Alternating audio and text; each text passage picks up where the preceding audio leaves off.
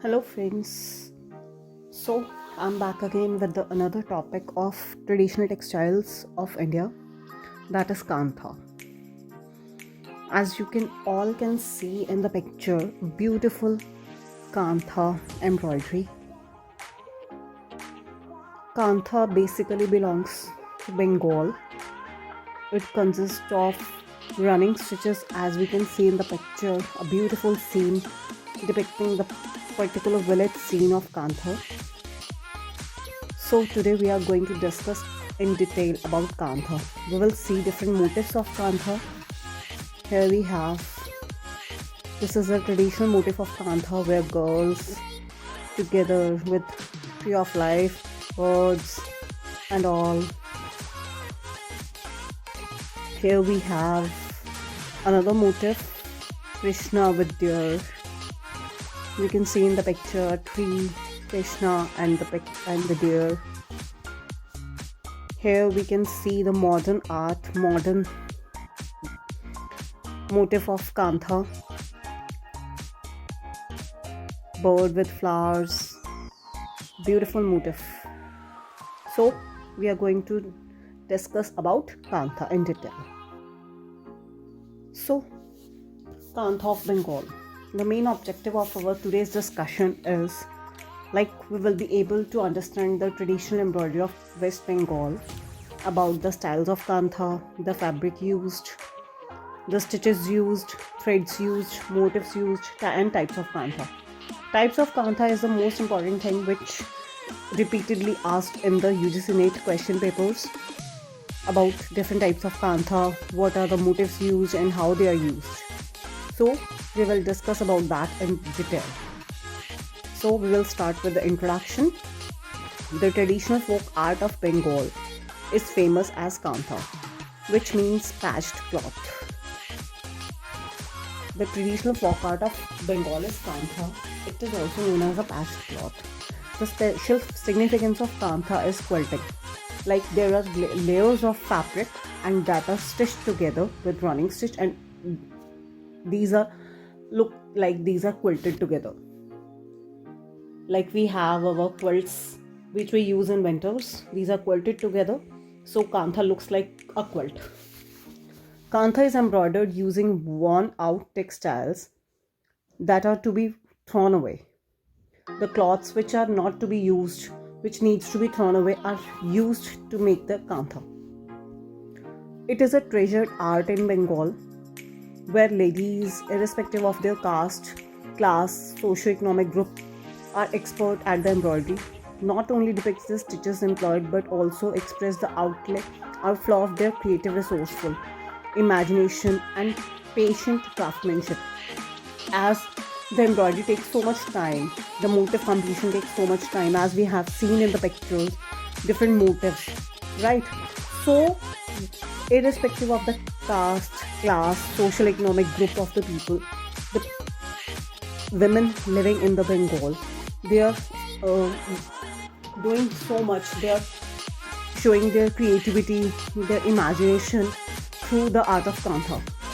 This is one of the pictures from the ladies who are doing the kantha craftsmanship, which we are seeing on the screen. How these people are showing their creativity, they are showing their imagination, they are creating different things by using kantha embroidery. So next we will discuss about where the kantha is produced, the centers of kantha production. Kanthas are produced at Hugu, Patna, Satagaon, Jessore, Faridpur, Khulna and other parts of East and West Bengal. Kanthas were a domestic and feminine and are never prepared for sale. Kanthas are not used for sale. This is a traditional art, so the people use in their daily lives. A kantha made by each individual, unique in itself, as the people show their imagination in the art, so it has some different creativity. Each woman make new fresh form of art on the fabric. The ideal means, scenes and symbols are almost common as they come from similar economical background. The people there, they show different features, different ideals, their religious, traditional art. So they have different meanings, but they use the different same symbols or same scenes and all that.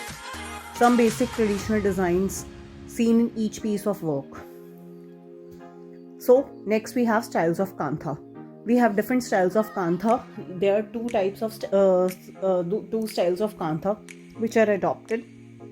First is old discarded cotton saris or dhotis were piled on top of each other, quilted and embroidered.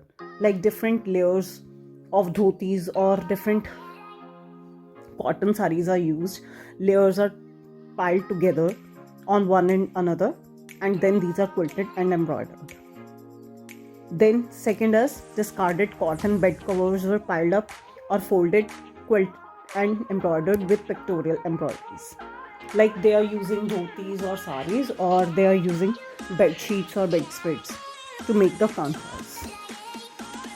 The basic fabric used for kantha is the base fabric used in the traditional kantha was always white cotton, as the saris of the Bengali women are also white, as we have seen Bengali women.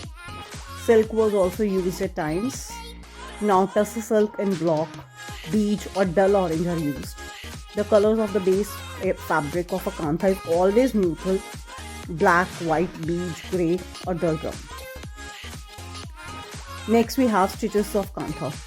Stitches used in kantha. Basically running stitches used in kantha, but after that we can use stem stitch or satin stitch or different stitches with that also. Areas of production of kantha are Patna, Hooghly, Dhaka and Jessore. As we have discussed earlier, the areas where kanthas are produced, right? Thread used. Basically in the older times when the saris were used, so they take threads from the sari sides like the border area and all, but nowadays cotton threads or sometimes silk threads are also used. But in older times they used to tear the thread from the sari and then used to embroider it. Color of the thread used are red, blue, black, green. Color of the thread used are red, black, blue, green and yellow and mustard. Now the motifs used in kantha. Motifs used in kantha were at the older times were Portuguese or European traditions, as they influenced the motifs of kantha. So commercially, when the kanthas were manufactured in 1875 in Patna, the motifs used are ratans, mandalas, trees, creepers, foliage, paisley, animal figures, human figures, as we have seen in pictures of kantha. Spiral birds, fishes, shells, nutcrackers, mirrors, combs, umbrella, chariot, planquin, boats, sceneries and mermaids. The people used to depict their art with the social life, their cultural life. So they use that motifs only. There were also scenes from day-to-day life, scenes like the apex, peacocks, temples, hookah, jewelry. Saved kanthas even had steeds of god like bull, swan, lion, elephant, cat, etc. Lotus was also used in the center of the kantha. Some other motifs like thunderbolt, swastika are also used. The spiral represents the internal life cycle. Though Rukha Kantha was also very common, that is identical on both the sides. Like you can't differentiate between the back side and the front side, which is same at both the sides. So now we will discuss the most important thing of kantha, type of kanthas, as this topic is most important in kanthas, which is used repeatedly, right? So types of kanthas. There are different types of kanthas named according to its utility. According to Jocelyn Dhamija, she is the writer, there are 7 different types of kanthas used for wrappers in windows. For books, valuables, mirrors, combs, wallets, pillows and bedspreads. They use kantha as a wrapper of valuable things which they used to carry. Like we use sling bags or something like to keep our things.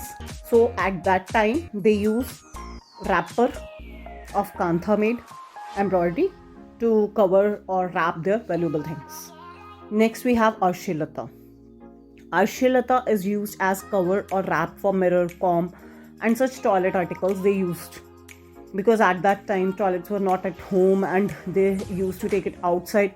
So that's why the arshilata is the wrap or cover used to cover the things like mirror or comb, etc.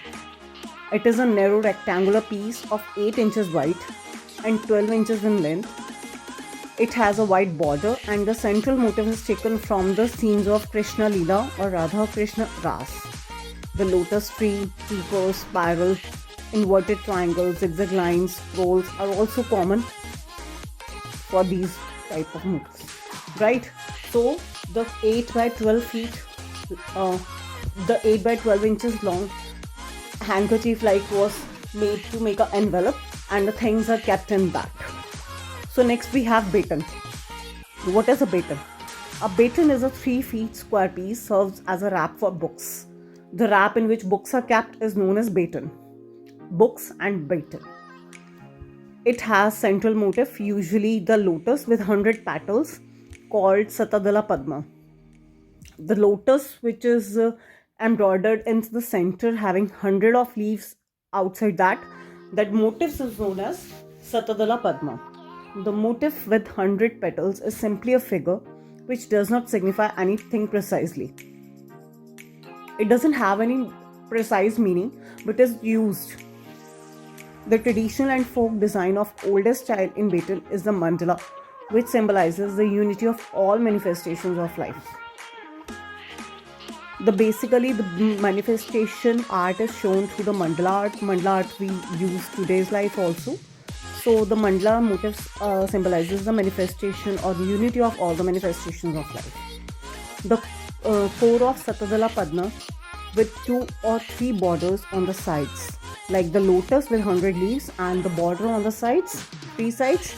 The other motifs commonly seen are water pots, conch shells, kalki, trees, foliage, flowers, birds, elephants, chariot, human figures, etc.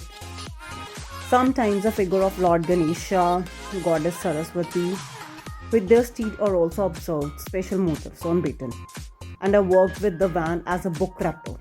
Like we are using god, goddess, deities figures to symbolize the books or valuables, right? The colors basically used for the embroidery is yellow, green, blue, and red threads. This kantha often carried while traveling and also presented as gifts to their kits and keens, right? The next kantha is known as Durjani or Durfani.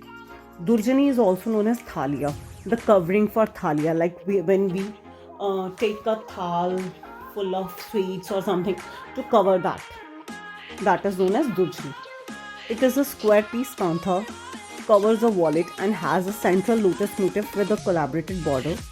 The 3 corners of this piece are drawn together inwards to make the tips to touch the center and sewn together like an envelope.